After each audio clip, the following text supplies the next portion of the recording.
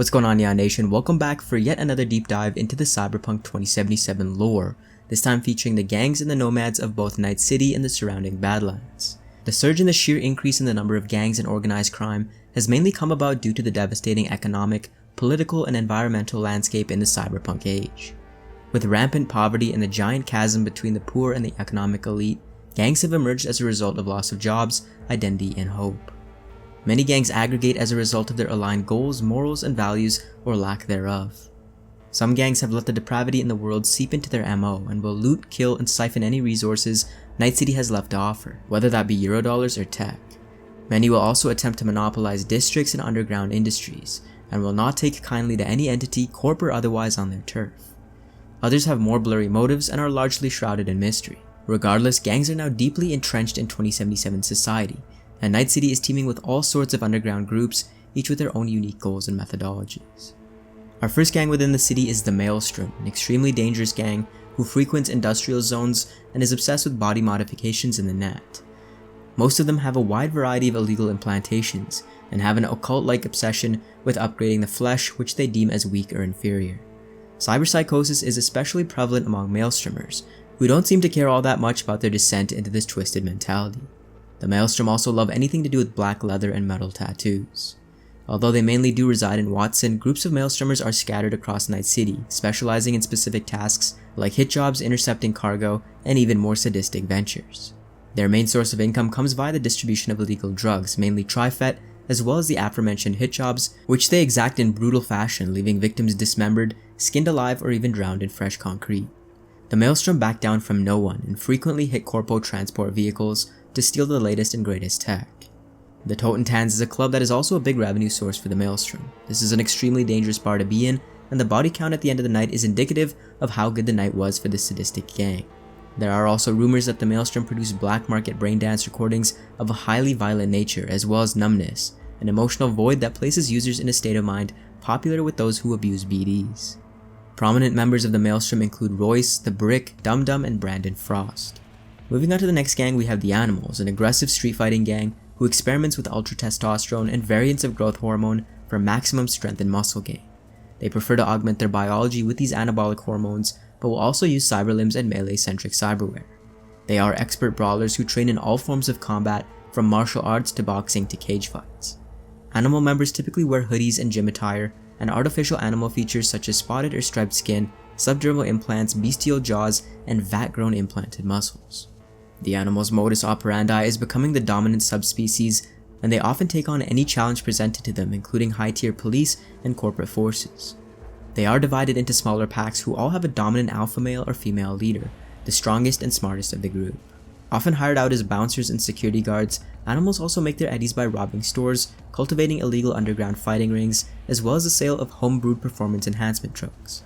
Their prominent members are Sasquatch, Valdemar the Bully, and Marta Abomination Ling. Next up, we have the mystical netrunning gang, the Voodoo Boys, who hail from Pacifica and are predominantly of Haitian descent. This gang was originally made up of voodoo priests and priestesses, the most prominent caste in the Creole culture of the Haitian diaspora. Haiti was ravaged by flooding, torrential rains, and overall climate change, and thus the Voodoo Boys led an exodus out of the area. Voodoo Boys mixed their netrunning flair with high-tiered netrunning suits and neural implants with their Afro-Caribbean roots via their tribalistic tattoos, charms made of small mammals and birds, and dreadlocks. The Voodoo Boys have an obsession with the old net, unraveling its secrets and developing a spiritual connection with what lies beyond. Because of their curiosity and ambition to contact the rogue AIs and self-aware programs, they have drawn the attention of net cops as well as Netwatch, who actively attempt to monitor what the Voodoo Boys are doing in cyberspace. Voodoo Boys hack databanks with top-secret information, they steal virtual currency, and hire themselves out as mercenary netrunners for operations beyond the Black Wall. Prominent members within the Voodoo Boys hierarchy are T.I. Neptune, Placide, Brigitte, and Felipe Agve Oreste. Next up, we have the 6th Street Gang, a group of 4th Corporate War veterans who were formed around 50 years ago.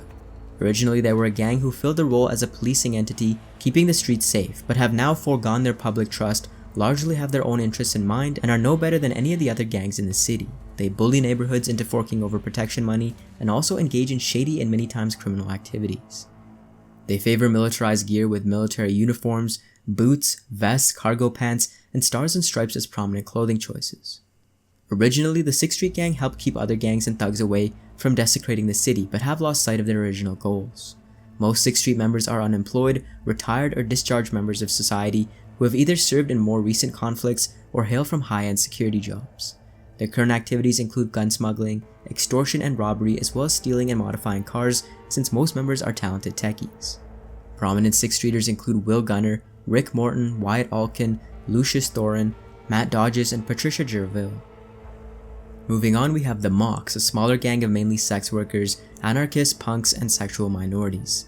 They were formed during the riots that occurred after the death of Elizabeth Lizzie Borden, a strip club owner and former prostitute who was well known to go above and beyond the call of duty in protecting her workers.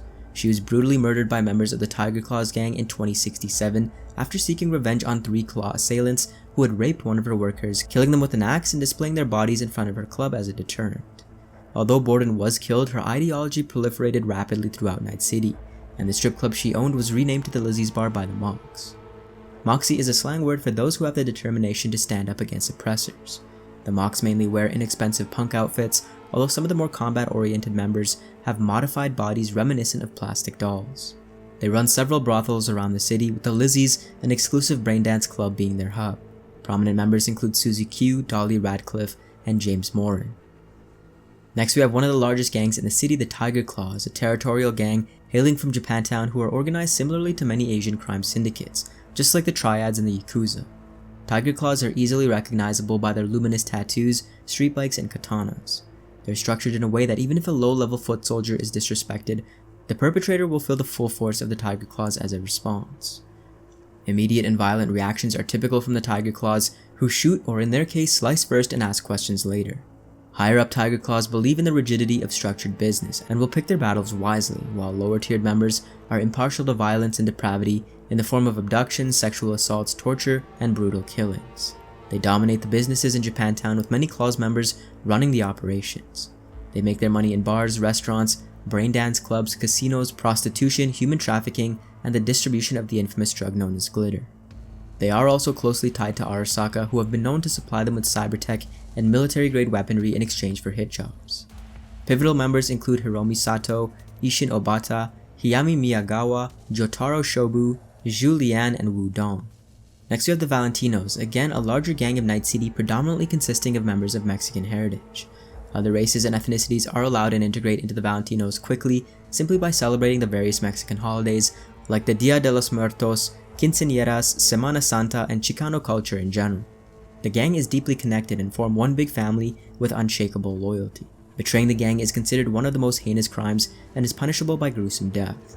Valentinos who have died fending off cops, other gangs, or corpos are immortalized as saints and martyrs, and many times commemorated in murals, pieces of art, or songs.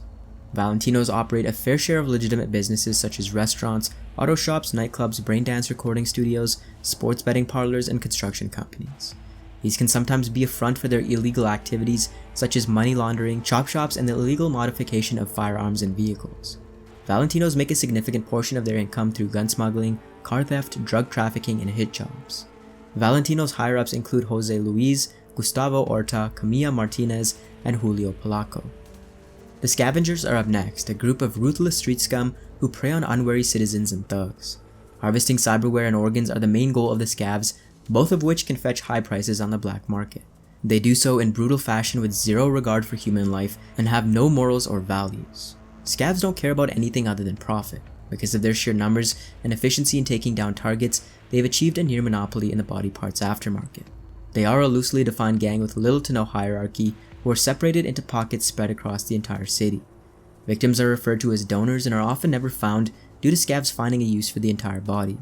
Anything of substance is harvested and the remains are burned, dumped, or left for the rats. They're the main suppliers of low-end illegal cyberware for other gangs, criminals, and ripper dogs. Moving on, we have two distinct Nomad factions. The Badlands are home to the Nomads, groups of highly mobile migrants and refugees who have settled into small towns in the outskirts and deserts surrounding the cities. For more on the structure and hierarchy of Nomads, check out the Nomad lore on the channel. Our first Nomad group are the Wraith and Shiv, the bandits, criminals, and outcasts exiled from other Nomad nations, forming dangerous gangs that prowl the roads looking for prey. Raffins are indistinguishable from other Nomads, and thus have made a poor name for regular Nomads who live a simple and honest life. Wraith and Shiv are ruthless, destructive, and are involved in many convoy ambushes, robberies, and raids on small towns. The Wraiths are a subset of the Wraith and Shiv, widely considered the most dangerous. They're highway robbers who live purely off their raids. They will occasionally take on transportation and mercenary contracts, but they are notorious for breaking these contracts frequently and keeping the fruits of their labors, whether that be loot, human cargo, or otherwise, for their own uses. Nash is the only prominent Wraith on file with the authorities.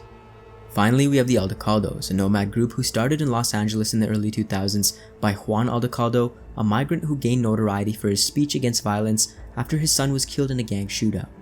Giving up on a life in the cities after the collapse, he led a large group of exiles and those fed up from LA to Mexico City to help other nomads rebuild.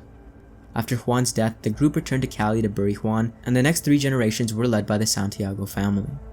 The Aldecaldos are big into scavenging, farm life, and the transportation of both legal and illegal goods. Prominent members include Saul and Dakota Smith.